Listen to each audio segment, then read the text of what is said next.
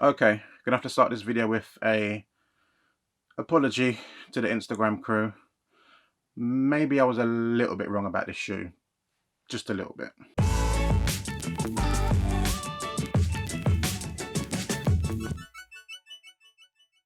What's good guys, Ash Bash back again with another sneaker review.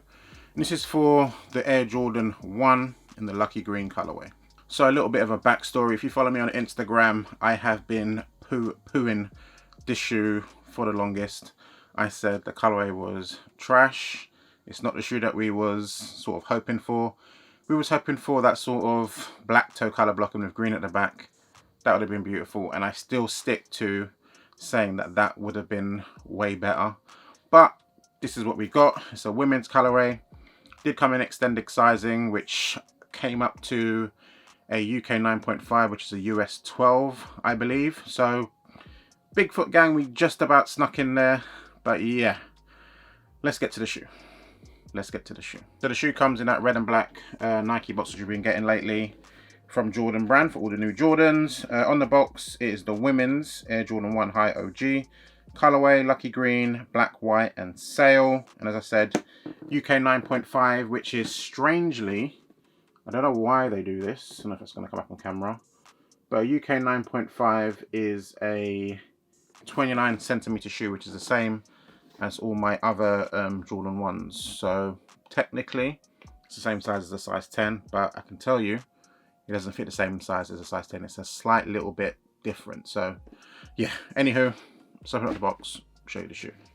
And boom, here is the shoe in all of its lucky green colorway goodness. And I'll say straight off the bat, this is, I'd say it's way better than I thought it would be. But still the things I don't like are still there, so it's better, but is it really better? I don't know. Let's get some of the details. So I was trying to decide if I should get the negative stuff out of the way first or go with the positive. But I think I'll go with the negative stuff first, and then the positive stuff will be the majority of the video. So things I don't like about the shoe. This right here, a Red Wings logo.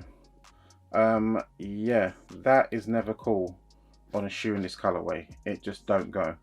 I believe they had the same thing on the Pine Green 2.0s, which again was a shoe that I was looking forward to, but didn't come out how I wanted it to be.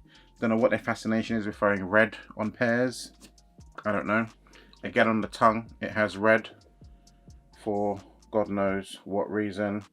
And again, this swoosh, if you can see it, it's super shiny. Why is it shiny? Girls don't need shiny. Boys don't want shiny. No one wants shiny.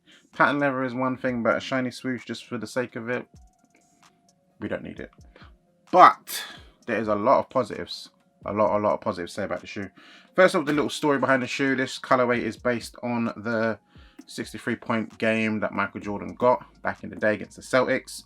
Celtics, green, you get it. Simple way, anything for Jordan to for a story behind the colorway, it works.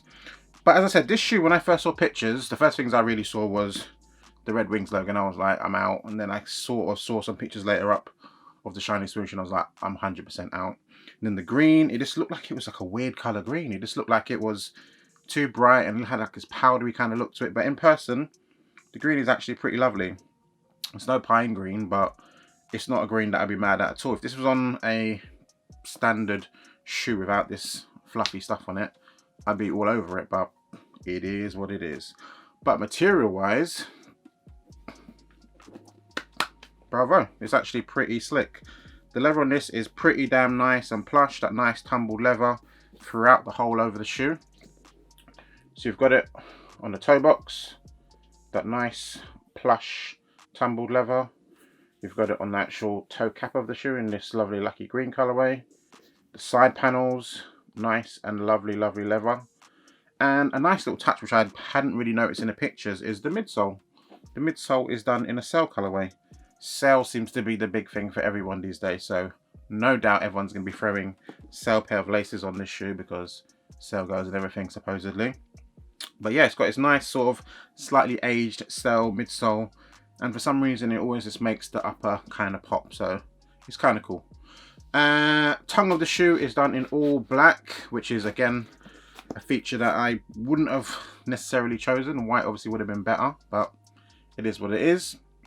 Back of the shoe has a nice little touch with the red and the white. I'm not too sure if that's supposed to represent something, maybe I've missed it, but it has that. But as I said, there's loads of little red touches on this shoe that just seem to be there for some reason, so there's maybe something that I'm missing when it comes to this shoe. It does have this nice leather tag on the side of the shoe here where it says Nike Air on there. Very nice indeed. And also, if you hadn't noticed, it has these sort of exposed edges and the stitching, kind of like what you found on the Unions. I think the Unions had edges that were painted, but if you can see this on the camera, hopefully it's going to be a bit of a tricky one. Come on, camera, do your business. There we go. All along this piping here, inside here is all exposed stitching. It's very cool, gives it that proper vintage vibes, which I assume is what they're going for with this shoe. It's not too shabby, man. Sole of the shoe, all black, and the other shoe does come with some spare laces. Unfortunately for you guys, no sale laces, but it comes with a red pair and also a green pair. Insole of the shoe, I don't really like taking insoles out, so I don't know if I'm going to. Let's see if I can show you it anyways. But the insole of the shoe has this pattern on it, which is basically supposed to represent the basketball court, I believe, from the Boston court back in the day when Jordan had that 63-point game. So nice themes and nice touches throughout the shoe. As I said, fit wise, I'm a UK 10. All my Jordans here are in UK 10. The centimeter rating, as I said, on the Jordan boxes for the UK 10 is 29. On this box is also 29. So lengthwise, it actually fits totally fine. But just width-wise, I'd say they're slightly more narrow than your standard Jordan 1. So I get a little bit of pain along this sort of area and this sort of area, which is a good thing because these popped up on sneakers as a exclusive access thing. I wasn't planning on buying them at all, but if it comes up, might as well take it. Might as well actually have a look of it in person rather than go online and having to pay extra on like a resale or whatever if I did actually seem to like it. So I bought it to check it out, but it's not going to be a shoe that I'm going to keep because after trying it on, it's that little bit too uncomfortable for me to force it.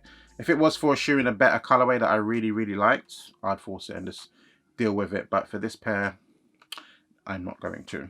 But people that like this pair, that can fit into women's sizes and whatnot, I think they're going to really like it because, as I said, the colorway is way better than I thought. Materials are pretty much not AA1, but very close to. So it's a pretty good shoe all round, but just not for me. These little touches, it's just why do they do that? If they made this white, if they made this a standard swoosh, if they made that black, fire pair. One of the best Jordan 1s of the year, easily. But for some reason, they do this. No doubt in a year or two, they're going to bring out the shoe that I really want, and people that bought this are going to buy that again, and then Jordan's going to end up selling 2 pairs rather than the 1. Maybe that's their business model. I don't know. How many like Chicago ones have we got that weren't the official Chicago ones? Many. Origin stories, anybody? But yeah, enough moaning. All in all, shoe's pretty good. Better than I thought, but I still wouldn't cop. Resale price on the shoe. Where's my phone? The last I checked, I think it was in the 200-ish range. Let's see if it's still around that now. Yeah, the last pair sold for £213. The lowest ask right now is £234. So you're going to be paying $70 over retail plus the fees and stuff if you're using StockX. They're probably going to be $80-90 over retail.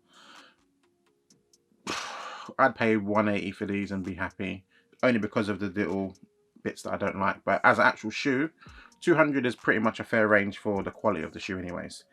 Anywho, hopefully you enjoyed that video. More videos to come. No on feet portion because, as I said, I'm not keeping this pair. It's not for me, and it doesn't really fit that well. So sorry for the note on foot. I'd love to do that for you guys. More videos gonna be coming up because there's no doubt there's gonna be more shoes for me to purchase. Follow me on Instagram, @ashbashsneakers. Dope pictures posted most days. Like, comment, subscribe, hit that bell icon, all that fun stuff. I'm out. Later, y'all.